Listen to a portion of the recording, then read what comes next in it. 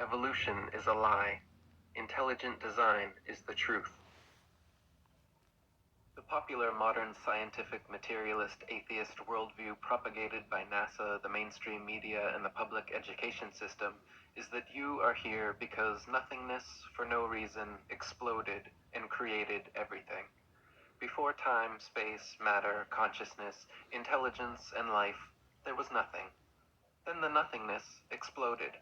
And instead of destroying things like every other explosion ever, this explosion created things, created everything. The nothingness explosion somehow created space, time, and all matter in the universe in an instant and for no reason at all. Then all of the creationary explosive debris flying outward at over 670 million miles per hour for 14 billion years culminated to create you.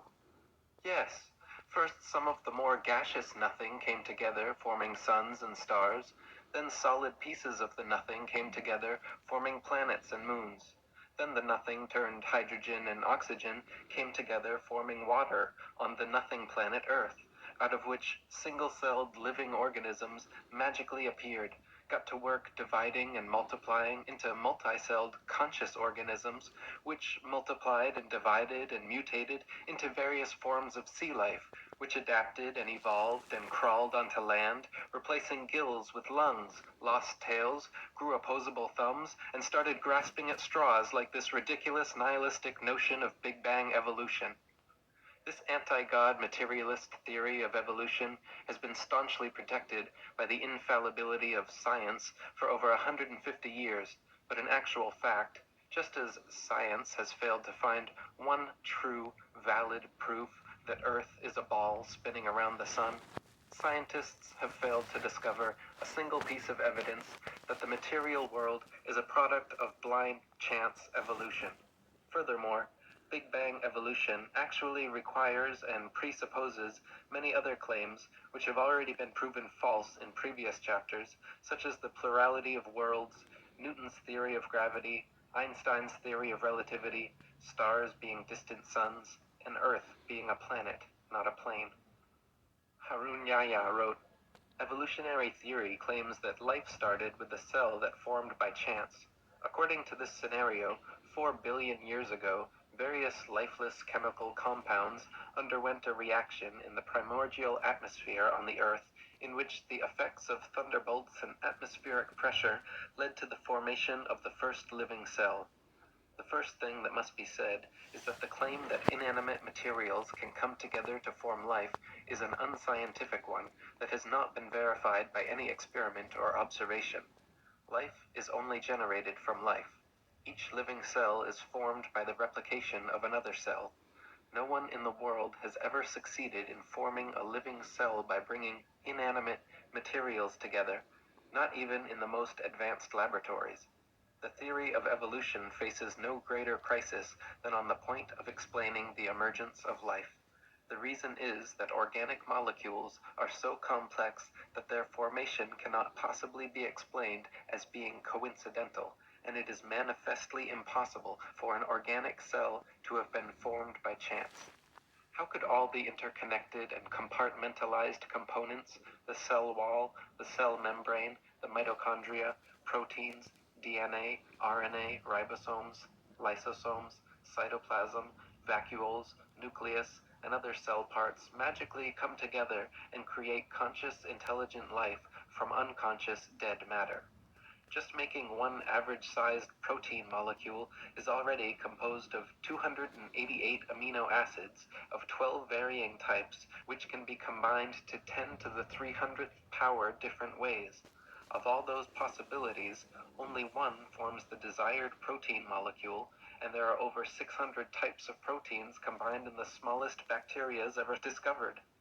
Astronomer Fred Hoyle compared the odds that all the multifaceted and multifunctional parts of a cell could coincidentally come together and create life, analogous to a tornado sweeping through a junkyard and assembling a Boeing 747 from the materials therein.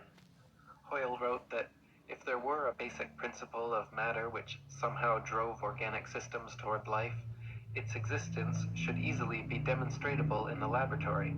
One could, for instance, take a swimming bath to represent the primordial soup, fill it with any chemicals of a non-biological nature you please, pump any gases over it or through it you please, and shine any kind of radiation on it that takes your fancy.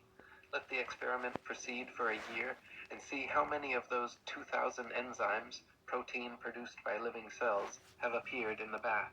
I will give the answer, and so save all the time and trouble and expense of actually doing the experiment.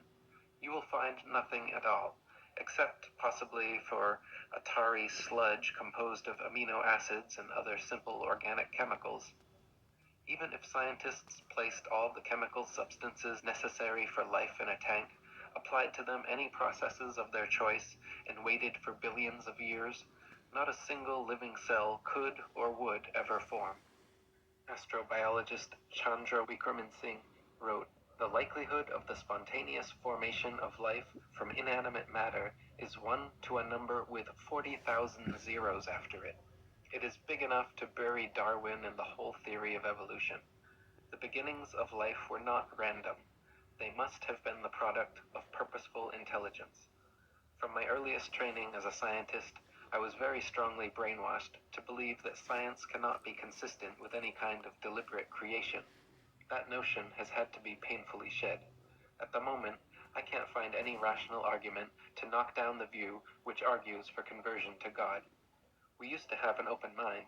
Now we realize that the only logical answer to life is creation, and not accidental random shuffling." Harun Yahya wrote, "Scientific proofs from such branches of science as paleontology, microbiology, and anatomy reveal evolution to be a bankrupt theory. It has been stressed that evolution is incompatible with scientific discoveries, reason, and logic. Those who believe in the theory of evolution think that a few atoms and molecules thrown into a huge vat could produce thinking, reasoning professors, university students, scientists, artists, antelopes, lemon trees, and carnations. Moreover, the scientists and professors who believe in this nonsense are educated people. That is why it is quite justifiable to speak of the theory of evolution as the most potent spell in history. Never before has any other belief or idea so taken away people's powers of reason, refused to allow them to think intelligently and logically, and hidden the truth from them as if they had been blindfolded.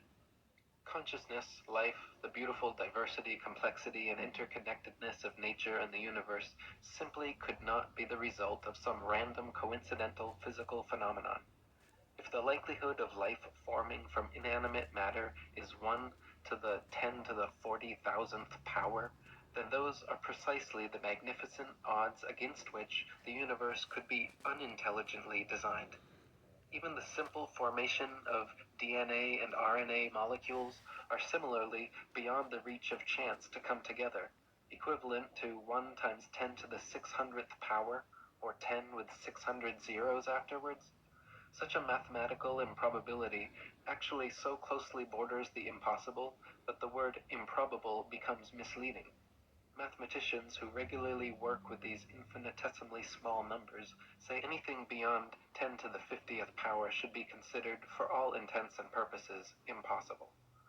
Dr. Leslie Orgel, an associate of Francis Crick, the discoverer of DNA, wrote, "It is extremely improbable that proteins and nucleic acids, both of which are structurally complex, arose spontaneously in the same place at the same time.